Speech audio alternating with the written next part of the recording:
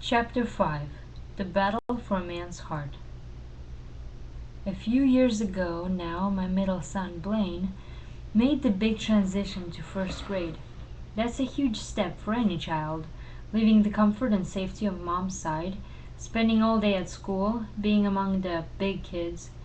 But Blaine's a very outgoing and winsome boy, a born leader, and we knew he'd handle it swimmingly. Every night at a dinner table he regaled us with tales of the day's adventures. It was fun to recall with him the joys of those early school days. A shiny new lunchbox, brand new yellow number 2 pencils, a box of Crayolas with a built-in sharpener, a new desk, and new friends. We heard all about his new teacher, gym class, what they played at recess, how he was emerging as a leader in all the games. But then one night he was silent. "What's wrong, Tiger?" I asked. He wouldn't say, wouldn't even look up. "What happened?" He didn't want to talk about it. Finally, the story came out. A bully. Some first-grade poser had pushed him down on the playground in front of all his friends. Tears were streaming down his cheeks as he told us the story. "Blaine, look at me." He raised his tearful eyes slowly, reluctantly. There was shame written all over his face.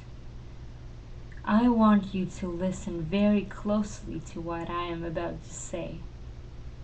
The next time that bully pushes you down, here's what I want you to do. Are you listening, Blaine?" He nodded, his big wet eyes fixed on mine. "I want you to get up, and I want you to hit him as hard as you possibly can." A look of embarrassed delight came over Blaine's face. Then he smiled. Good Lord, why did I give him such advice? And why was he delighted with it? Why are some of you delighted with it, while others are appalled? Yes, I know that Jesus told us to turn the other cheek, but we have really misused that verse. You cannot teach a boy to use his strength by stripping him of it. Jesus was able to retaliate, believe me, but he chose not to. And yet we suggest that a boy who is mocked, shamed before his fellows, stripped of all power and dignity should stay in that beaten place because Jesus wants him there? He will emasculate him for life. From that point on, all will be passive and fearful. He will grow up never knowing how to stand his ground, never knowing if he is a man indeed.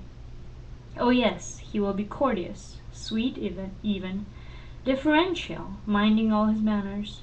It may look moral, it may look like turning the other cheek, but it is merely weakness. You cannot turn a cheek you do not have. Our churches are full of such men. At that moment, Blaine's soul was hanging in the balance. Then the fire came back into his eyes and the shame disappeared. But for many, many men, their souls still hang in the balance, because no one has ever invited them to be dangerous, to know their own strength, to discover that they have what it takes. I feel there is this stormy ocean within me, and I keep trying to make those waters calm and placid, convinced a young friend in his early 20s. "I would love to be dangerous," he said, sighing. "You mean it's possible? I feel like I have to ask permission." Why on earth would a young man have to ask permission to be a man? Because the assault continues long after the wound has been given. I don't mean to create a wrong impression. A man is not wounded once, but many, many times in the course of his life. Nearly every blow ends up falling in the same place, against his strength. Life takes it away, one vertebra at a time, until in the end he has no spine at all. Finishing him off. I read a case a few years ago about a baby boy who suffered a terrible blow during surgery. His penis was accidentally removed. The event took place back in the 70s, and a decision was made that reflected the widely held belief that sex roles are not truly part of our design, but merely shaped by culture and therefore interchangeable. His genitalia was reconstructed in female form, and he was raised as a girl. That story is a parable of our times. It is exactly what we've tried to do to boys, starting from when they are very young. As Christina Hoff Sommers says in her book The War Against Boys, it's a bad time to be a boy in America. Our culture has turned against the masculine essence, aiming to cut it off early. As one example, she points out to the way in which the shootings at Columbine High School in Littleton, Colorado, are being used against boys in general. Most of you will remember the tragic story from April 1999. Two boys walked into the school library and began shooting. When it was all over, 13 victims and their two assailants were dead. Sommers is alarmed about the remarks of William Pollack, director of the Center for Men at McLean Hospital, and so am I. Here's what he said. The boys in Littleton are the tip of the iceberg, and the iceberg is all boys. The idea, widely held in our culture, is that the aggressive nature of boys is inherently bad, and we have to make them into something more like girls. The primary tool for that operation is our public school system. The average school teacher faces an incredible challenge to bring order to a room of boys and girls and promote learning.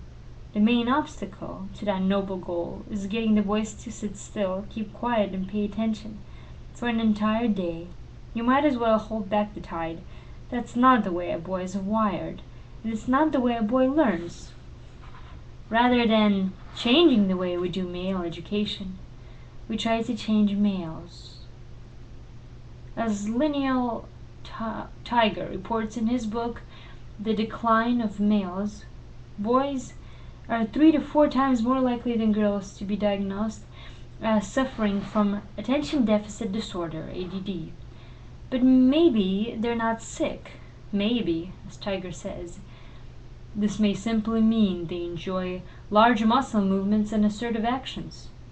Boys as a group appear to prefer relatively boisterous and mobile activities to the sedate and physically restrictive behavior that school systems reward and to which girls seem to be more inclined. Tell me about it. This guy ought to come over to our house for dinner. With 3 boys at the table, and 1 man, but with a boyish heart, things get pretty wild at times. Chairs, for the most part, are an option. The boys use them more like gymnastic equipment than restraints. Just the other night, I look over to see Blaine balancing across his chair on his stomach, like an acrobat. At the same moment, Luke, our youngest, is nowhere to be seen, or rather, in the place at the table where his head should be. We can only see a pair of socks pointing straight up. My wife rolls her eyes. But not our school systems. As Tiger says, at least 3 to 4 times as many boys than girls are essentially defined as ill because their preferred patterns of play don't fit easily into the structure of the school. Well-meaning psychomanagers then prescribe tranquilizing drugs for ADD, such as Ritalin. The situation is scandalous. The use of drugs so disproportionately among boys betrays the failure of school authorities to understand sex differences. The only disease these boys may have is being male.